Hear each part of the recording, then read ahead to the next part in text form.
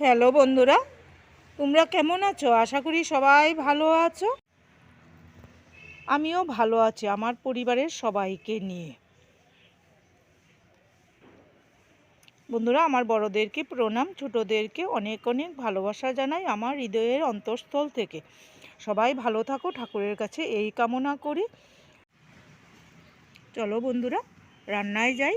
বন্ধুরা, আজকে আমি পালং শাক দিয়ে একটা দারুণ রেসিপি করে দেখাবো। এই রেসিপিটা তোমরা কোনোদিন খেয়েছো কিনা বা দেখেছো কিনা আমাকে কিন্তু কমেন্ট করে জানাবে। আমি আজকে এই রেসিপিটা তৈরি করছি। প্রথমে পালং শাকগুলি আমি কিন্তু বেছে পরিষ্কার করে নিয়েছি। এখন ভালোভাবে ধুয়ে নেব। ভালোভাবে ধুয়ে তারপর তোমাদের কাছে ফিরে আসব। বন্ধুরা, কড়াই বসিয়ে দিয়েছি, পালং শাক ধুয়ে নিয়েছি। এখন আমি পালং শাকটা ভাপিয়ে নেব। জল দেব না, শাকের গায়ে যে জল আছে এই জলে পালং শাকটা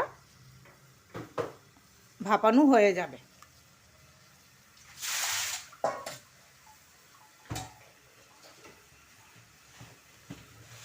ঢাকনা দিয়ে 5 মিনিট রেখে দেব।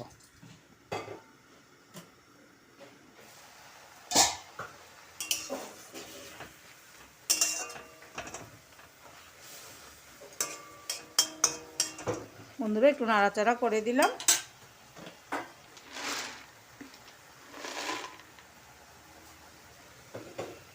সঙ্গে বাদাম দিয়ে দিলাম।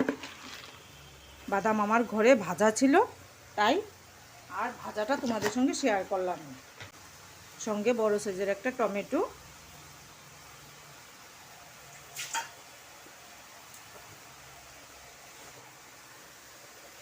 এক টুকরো আদা।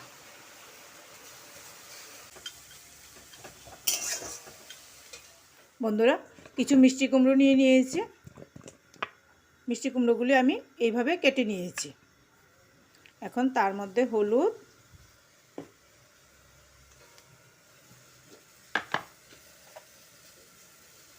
আর পরিমাণ মতো লবণ দিয়ে দিলাম। এখন কড়ার মধ্যে তেল দিয়ে দিলাম। কড়ার চারিদিকে তেলটা লাগিয়ে দিলাম। এবার মিষ্টি কুমড়োগুলি ভেজে নেব।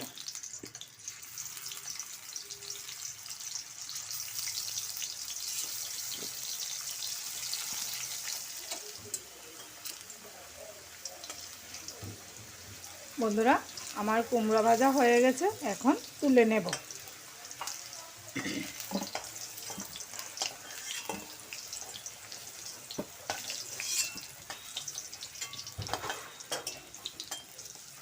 এই তেলের মধ্যে আমি জিরা দিয়ে দিলাম ফোড়নের জন্য, তারপর হিং।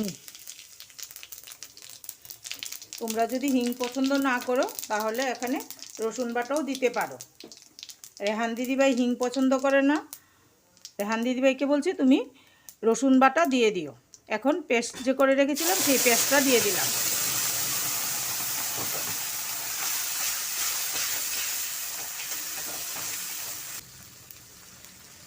সঙ্গে ধনিয়া পাউডার, লাল লঙ্কার গুঁড়ো,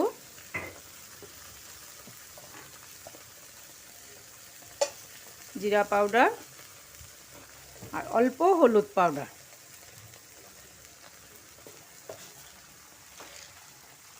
পরিমাণ মতো লবণ দিয়ে মশলাটা ভালোভাবে কষিয়ে নেব।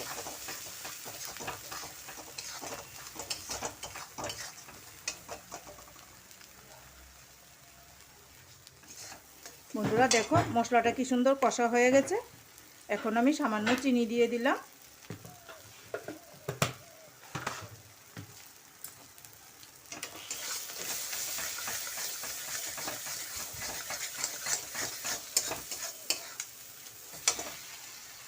এখন আমি গরম জল দিয়ে দেব।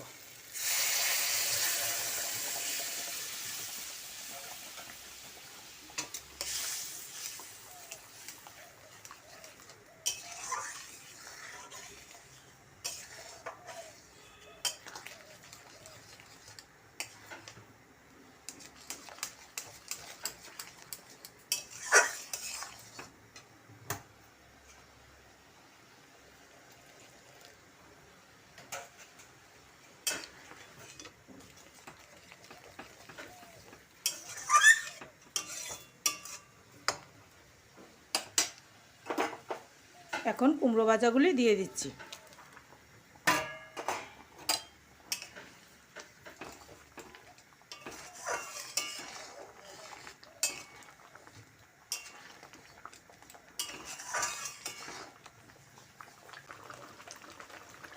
বন্ধুরা গরম মশলা পাউডার দিয়ে দিলাম।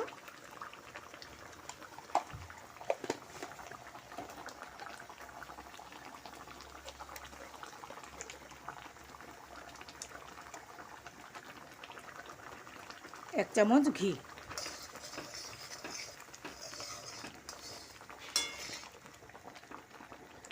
এখন মশলার সাথে কুমড়োগুলি ভালোভাবে বয়েল হয়ে যাবে। বয়েল হওয়া অবধি অপেক্ষা করব। বন্ধুরা দেখো আমার তরকারিটা হয়ে গেছে, একদম শুকনো শুকনো করে নিয়েছি। এখন তোমাদেরকে পরিবেশন করে দেখাবো। বন্ধুরা দেখো পালং শাক আর মিষ্টি কুমড়ো দিয়ে কি সুন্দর একটা রেসিপি তৈরি করেছি। তোমরাও বাড়িতে এভাবে তৈরি করবে, খাবে, আমাকে কমেন্ট করে জানাবে আমার এই অভিনব রেসিপি তোমাদের কেমন লাগলো। সবাই ভালো থাকো, ঠাকুরের কাছে এই কামনা করি। ধনেপাতা দিয়ে গার্নিশ করে দিয়েছি।